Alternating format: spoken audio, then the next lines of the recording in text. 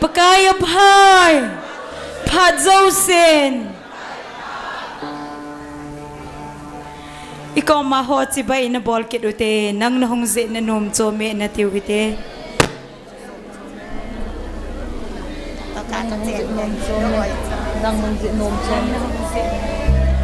Pathen wa choila anasakhom kita huite Vo pathen chung nung pen kahin wa choye Mipiho ading nom chan ding khom huite Hala hala Vo pathen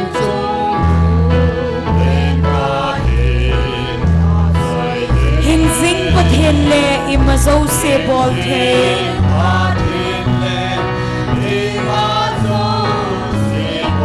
Lung dong so gen thei te mi chon se te zon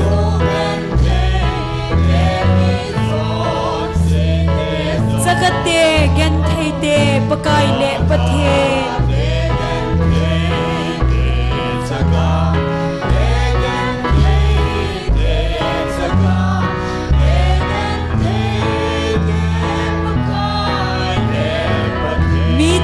Taona sang pathen na hi se in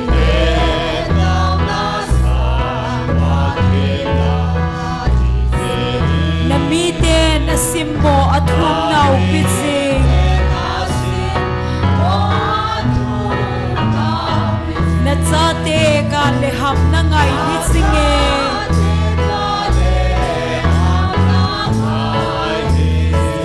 Tuti a tilpabol na nungsun ngay bon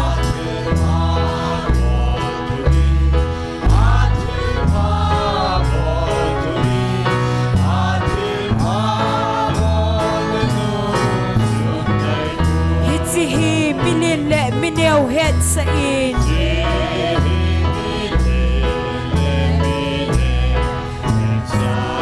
Mipitele ng matudaw singhohi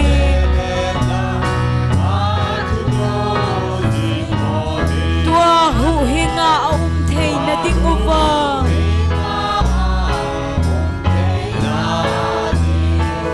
Ipi ka di diu ham diu hen lang ame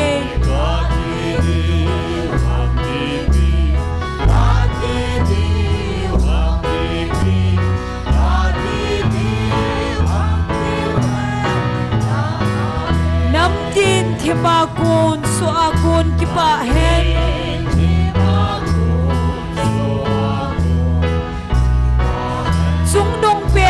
Pathen lo pina hi hen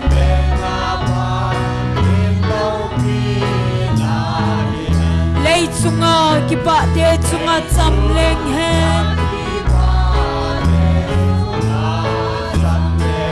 Hosana samin lan savin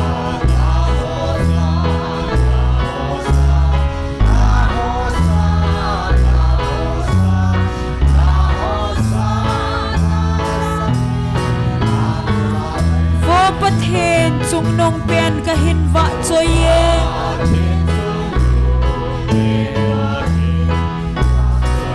Hingzing pathen le imazo se bol the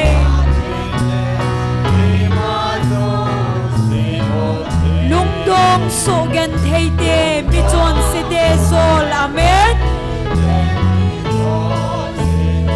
Sakate gen thei te pakai le pathen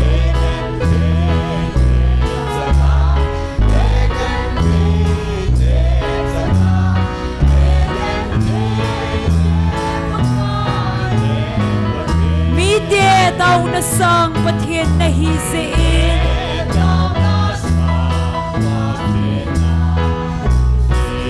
Namite na simmo at humnaw pising Natsate ka leham na ngay hisingin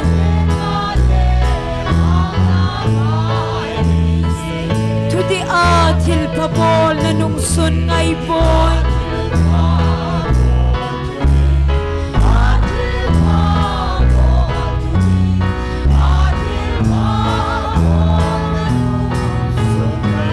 Hitsihi minin le minew het sa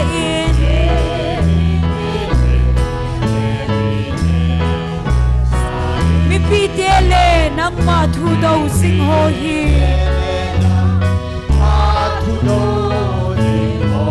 tua hu hinga a thei na ding uwa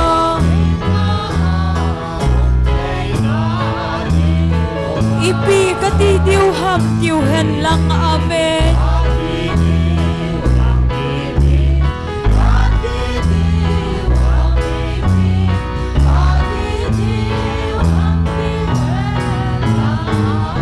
nam tin thima kun so agun ki pa hen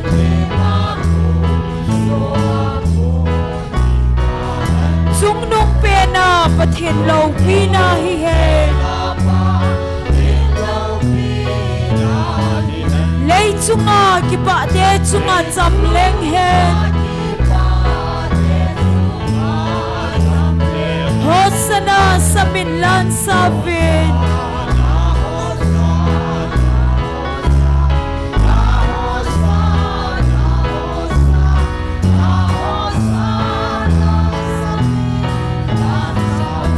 thiên chung nung bên cả hình vạ chơi ye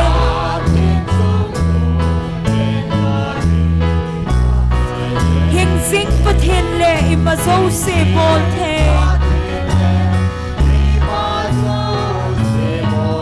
lung dom so gan thấy de mi chọn se de zon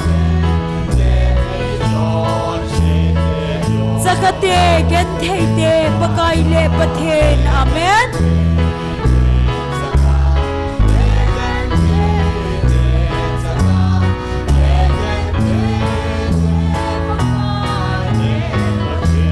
Mite tao na sang pathin na hi sein amen na mite na simmo athum nau pising hallelujah na chate ka le ham na ngai hi singe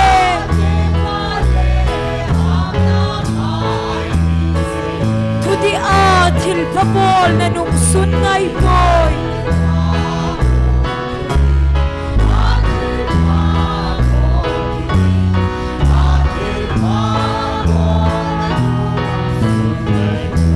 hi milen le mineu het sa in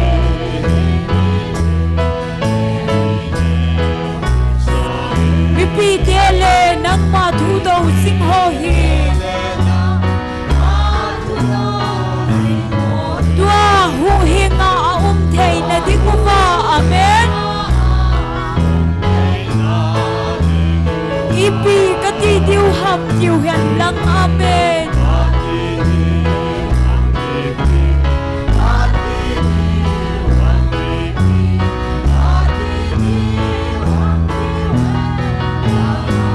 pathen chung nung pen ka hin va choi ye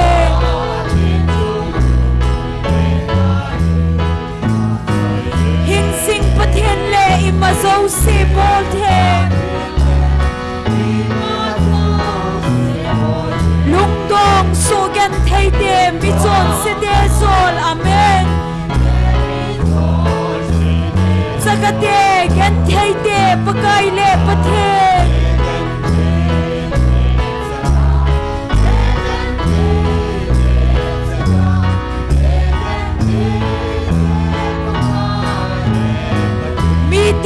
tao na sang pathian na hi sein amen na mi te na simmo athum nau pising na chate ka le ham na ngai hi singe amen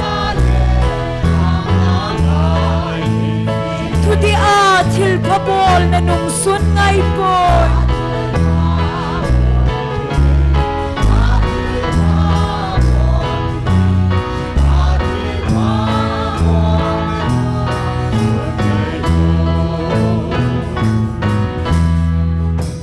Hallelujah. Amen. Christian sipay kunun galsa nin Jevin.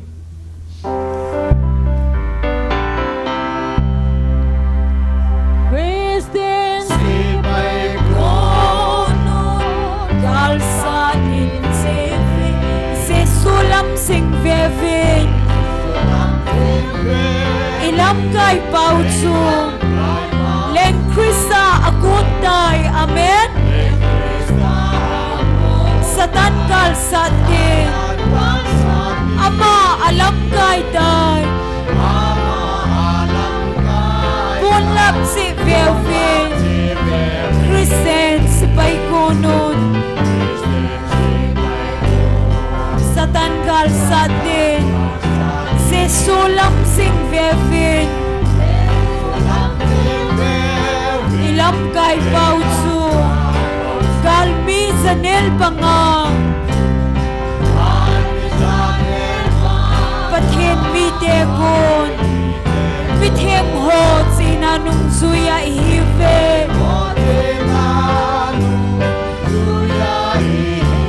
achum chom i boy i bon cha pum khan i kinep nau som khan i kai nau khat bo Christian si pai konon hallelujah Satan kal satin se sulam sing perfect ilam kai pau chu lei se leng ho kam le alal nau mang ding Krista hong buk pam chun man thi nei lo ding kim he so lung don na ki sai kin lo ding atun so na Christian vai hom ding Christian si pai konon hallelujah Satan kal satin se sulam sing bevin ilam kai pau chu Christian si pai konon kal satin jevin se sulam sing bevin ilam kai pau chu lek Krista akuntai Satan kal satin amen ama alam kai dai hallelujah buôn lap si velvet Christian si pai konon Satan kal satin se sulam sing velvet ilam kai pau chu kal mi zanel panga pathen mi te kon pithem ho china nung zuya hi ve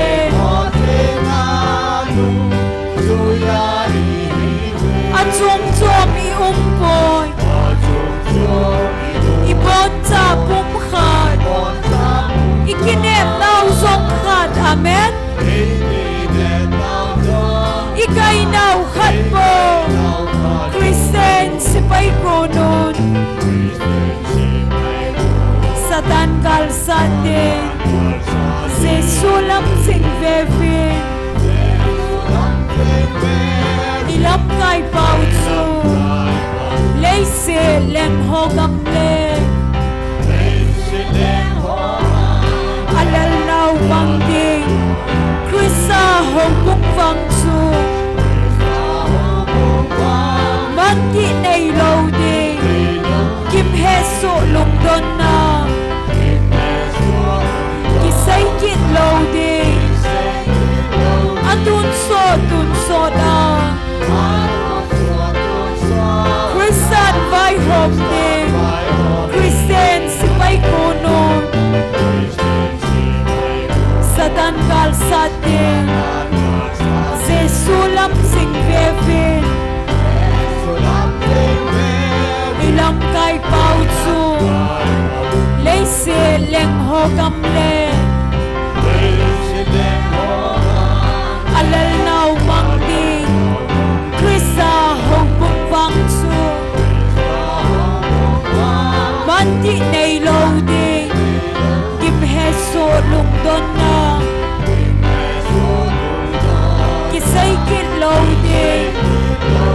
tunsot Krisan vai hom ding Kristen sipay konon amen Satan kalsatin Sesulam sing vievin Ilam kay pautso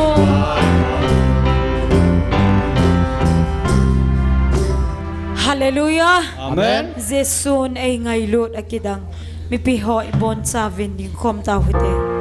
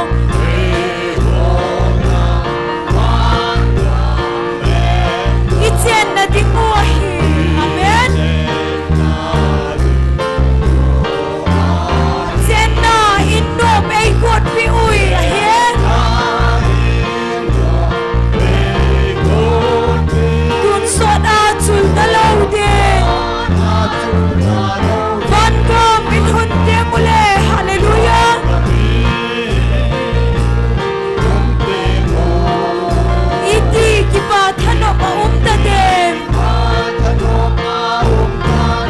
Jesu imu ding le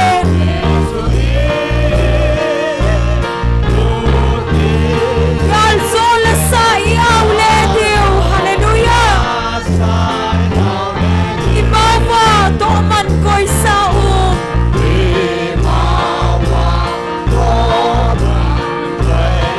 Manaw de kipa manchu amen To kimna itzay ding amen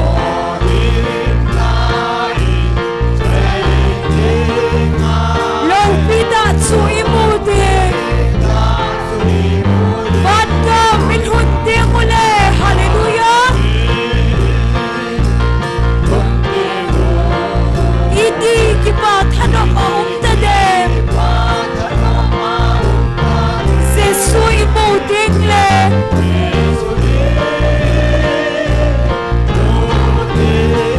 Gal zola sa iaw le diu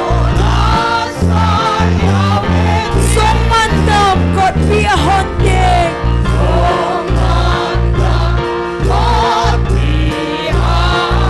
Van kupi sung no em chu Chu a ei ho inong len diu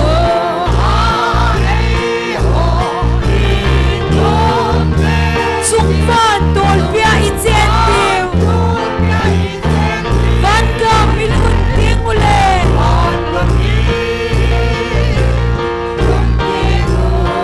Idi kipa thano maum tadem Jesu imu ding le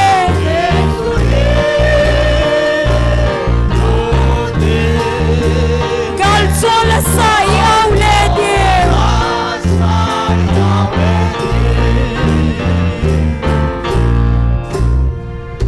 Hallelujah Amen. Pagkaya pay Joseph. Pat Zosin Kahit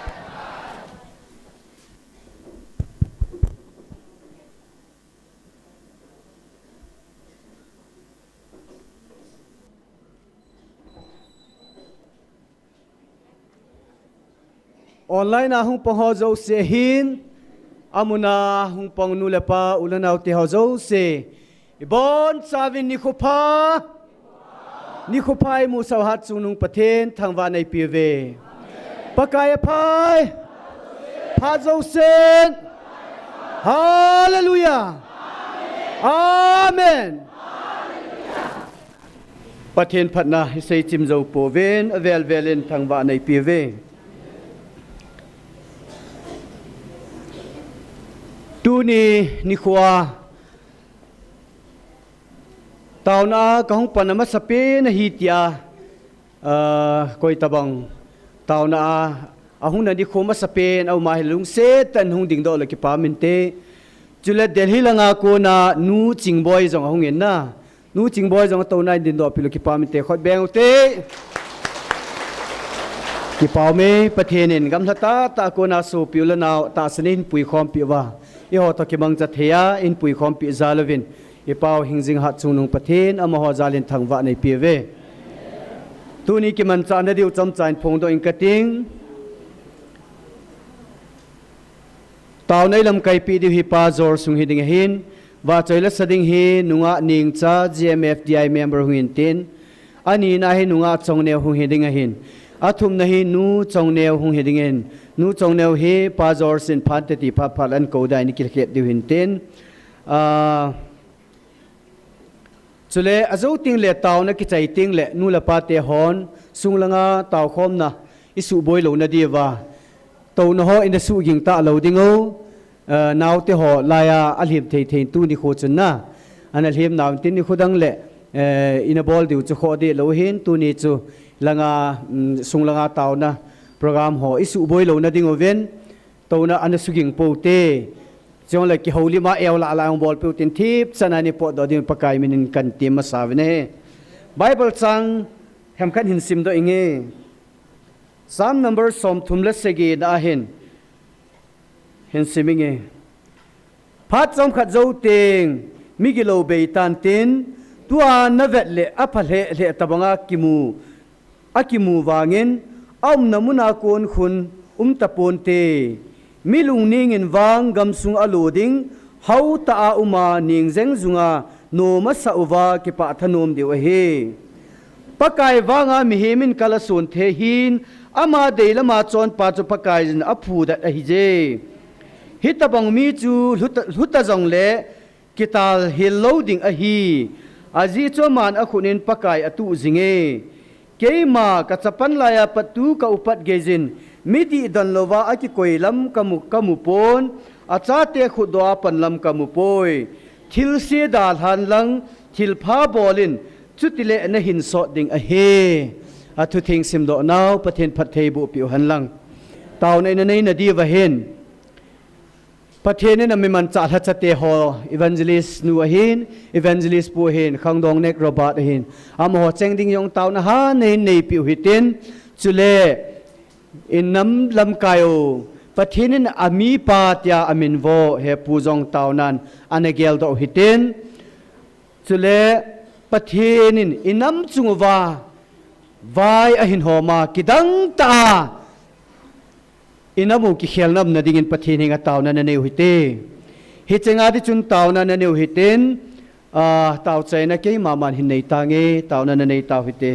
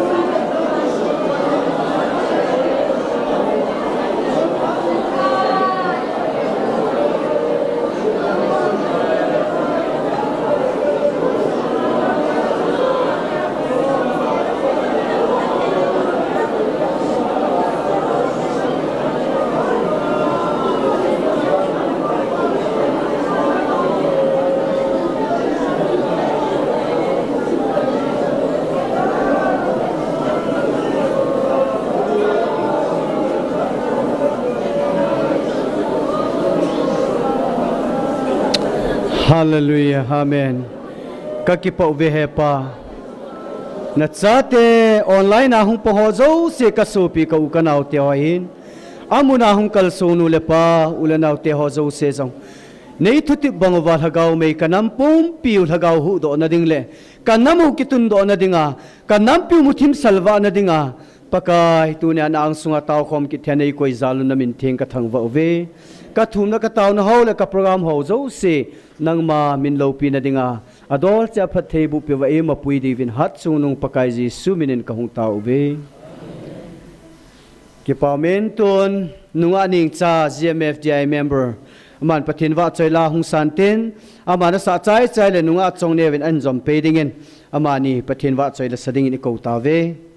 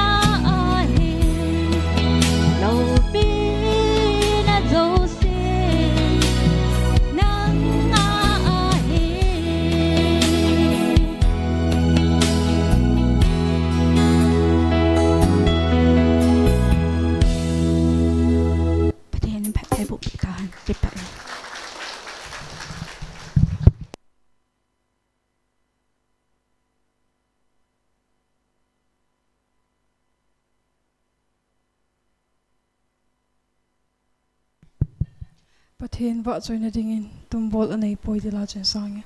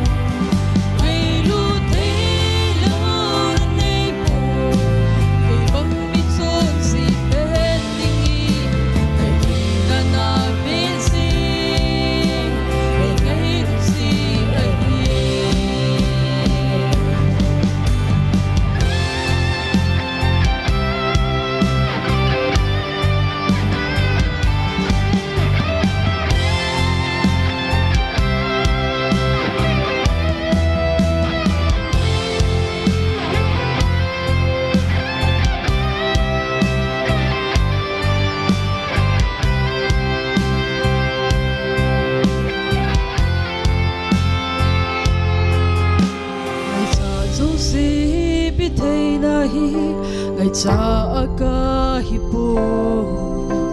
cả ngày lút gì ahi này ngày lút a hipo này ngày lút chính hi là hi đã so ahi cả ngày cha bên chu nang ngày lút hi ahi nang ngày lút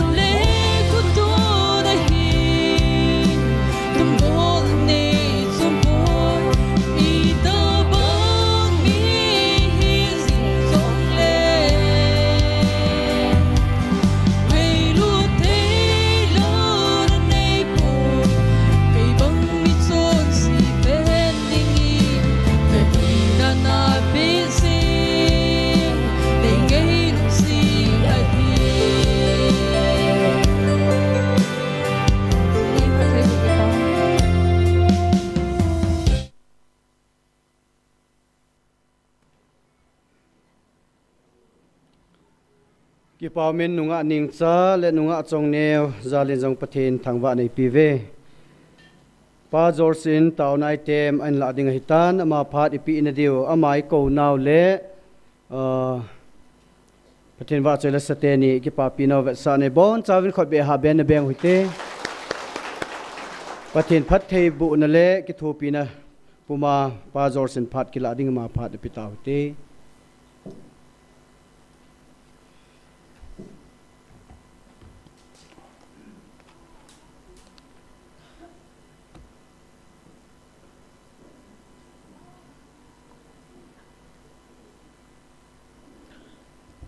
khale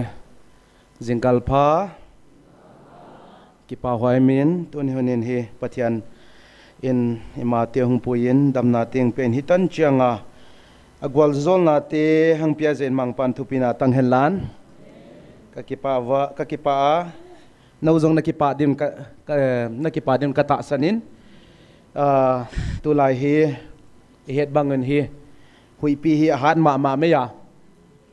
a hui pi nung dang zong hi adang lam zepin a hin wangin ta san ta te wang iling po ve hallelujah iling chau hilawa ki ding det a hita tu lain hi ke zong hi thil nui zat huai tam pi kam hua ka ki pa ma me ya ken zong kang share din tu nia pathian lo pi na dinga kang se hin na tu lain hi mi ten hi piang seyam chi le hi nang GMFDI na ta sana mang tin pathian lo pi de dinga ka se hin na ken wang GMFDI ke ti hi ka ta san pon ka ti hi GMFDI ke ti hi thu cheng nga hin just only 5 letters in abbreviation ne hin G stand for something, M stand for something, MF stand for something, I stand for something mo GMFDI mo abbreviation hin teng nga bo se hin chichu a meaning uma hin chichu just a word a hin mi himina phu ko ma hin chichu ipi ka ta san thei diam ka ti ahi wanga ka ta san khat chu a GMFDI a ministry songa a lai lunga hung kipong hingzing ha chung nung patien chu ka ta san e ka chi at amin wang ka ta san pon asunga hagaw siang tho van le leile asunga siam silzo sia siam tu le hinna o kum tuang hinna hing peding pa chipa chu ka ta san joy ka hallelujah aminin ka bui poi ka ti ai wang asunga ane theile hinna chang ha chu ka bui pi zo chu chipa chu ka ta san joy ka tin I ma cha sei ta po ve hallelujah huzia he minna ki boy ve ho minna ke pol dang pol ke pol ki che min ngin dang ke bo e to set ki ta ai wanga ai ta pa pen ki man khanai lo ai ta pa pen ki tu khanai lo ke ya ka die che adi dingen tanga ki tu na lai hiu ku ke pol dang pol ki chin lai ai wanga ken wang krista pol ka hi ka chin Krista azalen kahita Krista zala hindam na tang kahita zien tunin kahin khwa jang anome Jesu kane keding atling sele hallelujah Jesu na nei changin nang ding na thling hilowa ma Jesu nang nei changin enin gwa phatheina jong lut di pathian ta te pen phatheina ng lut ding a hi nangin phatheina dan de na de la hi le phatheina chu zam je de nang na del din ai va Jesu nang nei changa phathei nai nang del di hallelujah tunen Jesu ine hi nang le ke ading athling sele kati adia khula pathin oza ata santi ading in wang Jesu ine iwang hi athling sele kati chu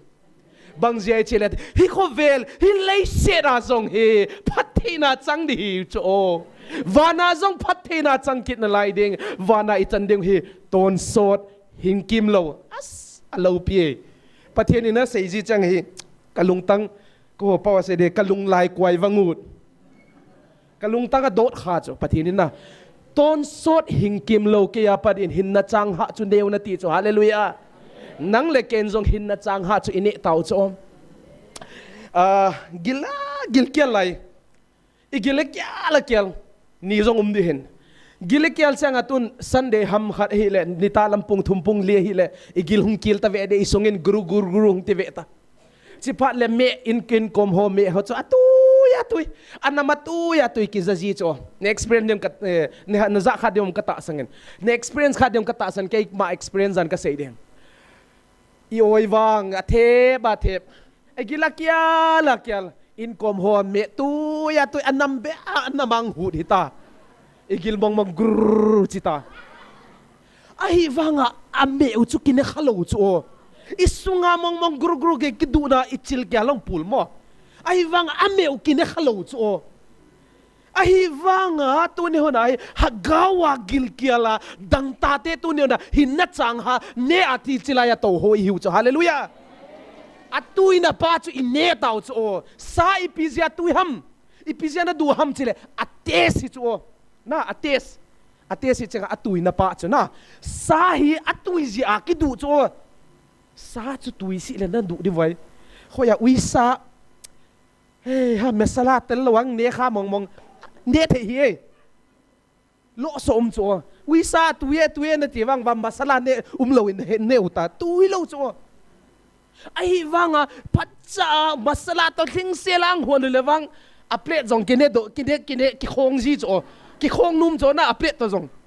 ka sei num chi pi ham chi le pathin thu jong hi atui tai ne changa hagawa gilwa na ki dei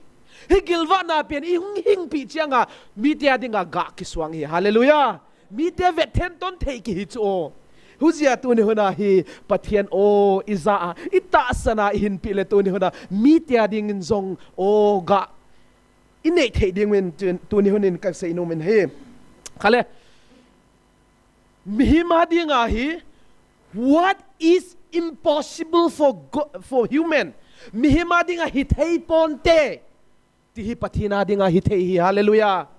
pathina dinga hithei chu o azi chu ipi hamma chi le tu ni hona hi thil khan sei katin ka sei num khat chu hi le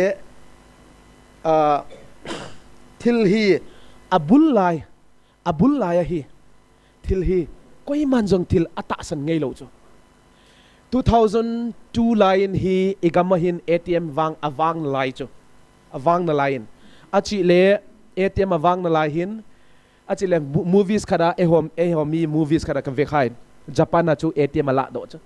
machine ang la do chu nuai lamdang ki savot machine khada sumung po do thei ki chi lama lamdang ki save achi le tu lai khanga chapang khat ko ma voi ven ATM ma paisa sumle pai ke la do the ki chi le I ma cha gel lo diu chu za thelo na or adjust then za thelo jong le hi thi dan adjust you tin na sound operator de dong join abang hele ka sei num khat chu ipi ham chi le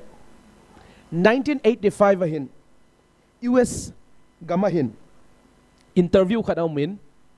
chi interview na hin 1985 kom hin ko loi jong hi athua jong nai lo ka hirvin 1985 hin interview bol na wa hi nunga khat to gol hang khat hi interview na hin ipi ham chi le tu future mabana tu ban kum bangza do changa hi video call na khat le khat ki khou thei di ati chu asiu chu ata san lo na ta san wa chi achi le 1963 kuma hi 19 April tarik som le git 1963 kuma hi Ohio kichi US gamahin journal khadin newspaper khadin asei na chu NIKHO khat le hi I phone hi sakhawa packet na ipo thei diu hi chana sei chu 1963 kum he 1963 kum hi ana sei chu achi le to tang tung ta ve kum bang zat zo kum somli som nga zo tang tung ta ve achi le hulaya ana ke sei chu koi man jong ta san lo de hin ai wanga tu ni huna hi tang tung hi tain a hi poi chi jong le a tang tung su mi da mu the isa khawa ki po chat phone na ki po the chat hi ta ka sei num chu ipi ham chi le thil he abul la hi koi man ana ta san ji lo tun jong pathian hagau thu pon hi abul la koi man nga na ta san lo ding hin ata san jong tam lo den adem la tai tom den a hi wanga hun le phat le ni khong tung ta hung pai tho ding hu changa pathian in dam pum pi wa jong ni kho khat le na het niu hung tung de chi hi hallelujah in dam pum pin jang ang het ang ta san ni jong hung tung de chu ai wanga hulaya phone jong isa khawa an ke guang thei di chilaya bi tam pin na ta sang lo ai wanga a hunung tung peda it's a facts universal facts ai a hi ta hin koi man jong hi pon te chi thei ta lo atang tung ta hi changa isa khawa ke pochiat koi mi video call jong apoi mo dana mi tong ki ho thei chat USA te jong second khada message thot le tung ta nidanga love letter jong hathum thum tung athum dan su kate kapate hun lai anunga lai mo 70s 80 lai jong nunga ho golhang ho jong love letter jong it took at least 3 months a reply ma wa at agolhang pa atangwal pa in tungman chi jong umhi mo story hu jen tu ni hunin ka gen chu thil tha hi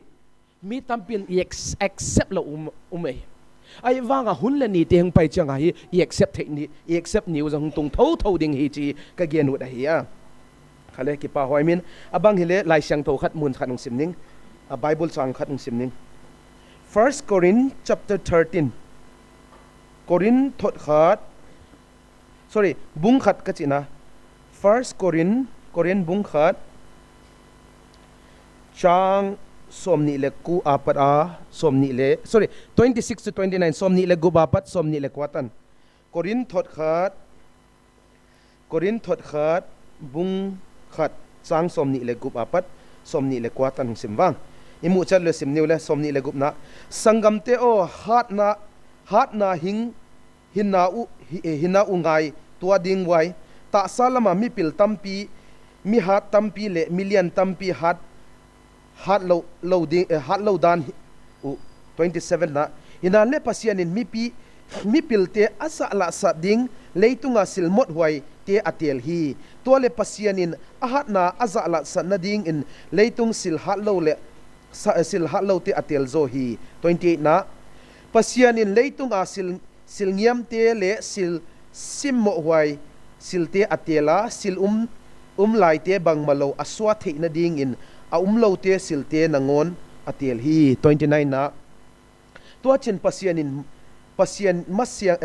masanga koi ma aki wang sa thei si ding hi mangpan lai sang thosin te bona ding gwal zol sailan chi hi lai siang thowin bange gen chile chia pare i bang khade chile pathinin hovel thil te hi hovel thil ho hi atel ngei poi chi imu mi pil mi siam te zong atel ngei lo hi bangja mi pil mi siam te atel ngei lo e chi chianga hi azia pen mi pil mi siam te azum so the na dinga mi bang malo te atel zo hi hallelujah tu ne onin nang le ke zong hovel lama el leuchin pilna siam na zong mi ki phazau si hange mel le puama zong hauna si pilna siam na le hauna zong mi phazau si hange ai wangin pathianin i hat lo le i mol pum pama pathianin inna khanga pathian o iza thia ama nang tel hi alo pi be se hallelujah tu ne din hi mi ham pha hi naw hi nang na pil na le na siam na zala na chit na zala pathinin atlen na hi pon pathinin nang sangha mi pil mi siam mi chin atampi me ahilla mi ching ho mi pil ho sanga hi tun hina nang le ke i machalo ho hi pathinang tel zoli chi lai sang tho tum chon imuwa o chang hi chang som ni le kwana hi ama maya pathian masanga koima ki chapo sa thei di si pathina nga ki bol sa thei di pathina nga ke ka hi ki chi thei di koima ki lo huzia hi khovela zong hi lei se da zong koima kilian sa thei ding le ki chapo sa thei ding koima ki lo hi koima ki nui si thei lo hi ka so pi te azia chu pathina nga hi khat hi hu chu inan nei le na pil le na siam na pe ni pathiana dinga i macha hi pon ahilla khat le ikingai noma ikingai ngiama pathian de banga hin khwai mang de hi pathian de bang hi chi tun hi nai gen hu hewanin khale abang hi le tauna khat neutin tauna di item ding sei katin chipa le mabanga kalswan niun amma sa penin tauna item ding sei katin khat na hi inam sunga khat le khat ngai lut na ikakan khom the na ding ama sapen tautin anni na hi inam sungu hi inam din mun jong heaven se sangin jong ne hezovin pathianin thil khat wang to gona ne din kata sanin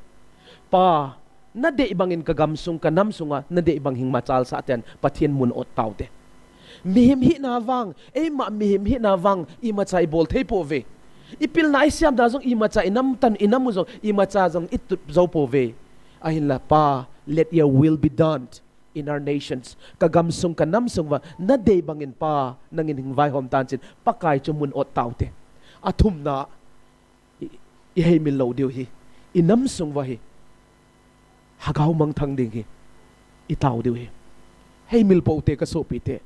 Christian khat hiuvin Krista nung zui khat chu hagaw mang thang ding ngai lut i ngai chu pathian on za na ta sana hi le hagaw khat mi khat hagaw khat amang thang ding chu na ngai lut ngai chu pathin dei pen pathinin ade pen Calvary cross ra hung tat jong hi ita saw angai lut je hi poi hagaw ngai lut je pathinin Calvary cross asisarang tat hi tu ni huna hiteng muna zong bangzia tu ni huna hi pathinin a uang za sai chen i hagaw chu agel kho je chu so pite tu ne onin pathin ko kaza e kata sane ichi le hagaw magthak di igay glut ngai chi ingay glut thelo le so pi te idin mun I hagaw din mun hi I vet ngai chi thumna ding in tau ten tau chai na chu ke man nei tange tu ne lem tang mang tau tau te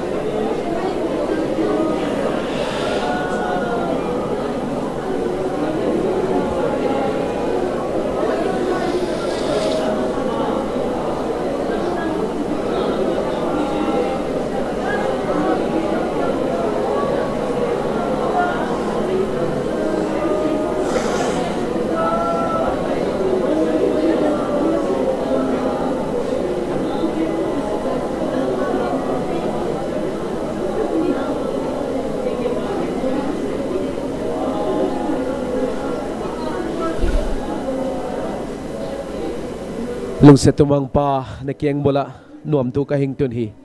natate thum na nangin nang sang sa di kahinge ni pa kathum na zo siaw na nga gimnam tu ibang nangin hing sang sa di kahinge hi natate nangin na pa na di bang hing vai homillan kagamsung kanamsung it na le lungsiat na le o khat le khat kilay na dingin nangin o hing vai hom tan chen na kieng bola kahing tum hi lopi na patoy na nga hiya nangin thilbang kima kamang puya kanung dal tan chen Nazareth Jesu min na kieng bola kahing tum hi tunu chong neo pathin la sa dingin ko vai le nu chong neo le dina Oma. Okay, okay.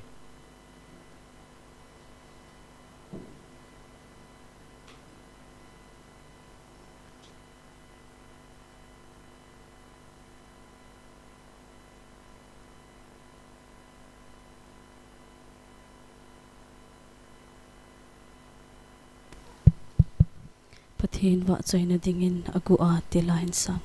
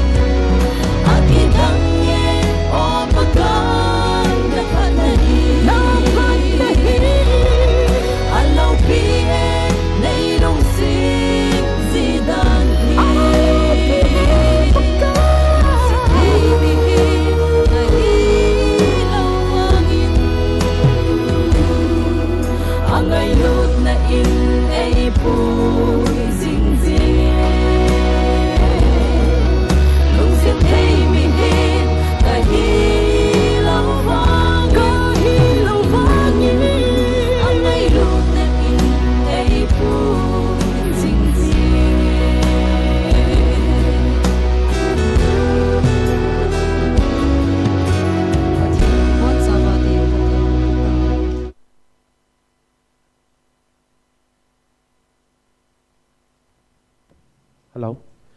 ki pau min nu chong neo tunga pa ki pathian in lo pina tang helan tun ibon un jesu min in dingutin tauna khat nei ka chin tauna nei zo chang he tu ne denga I program u china hi tan te jesu min in dik tau te ibon un jesu min in dik ading thei teng teng ding thei lo ho chu khu ban tun tau te hepa na keng bola ki pa thu ka hingen hi tu niu ka program te zo the na in ko izen na ko nuam thu ka hing tun hi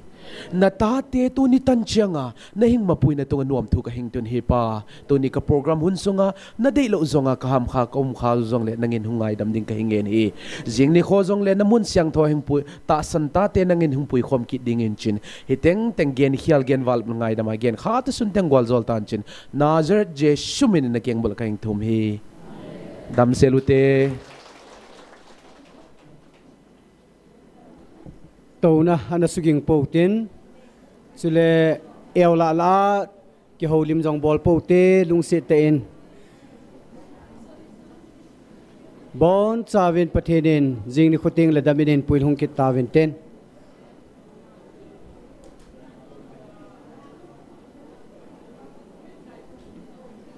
oging leng lunga ki holim jong bol po hite a hi theile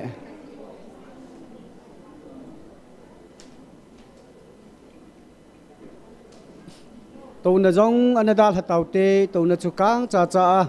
ging lo bia I bol thei lo di wa hi je chun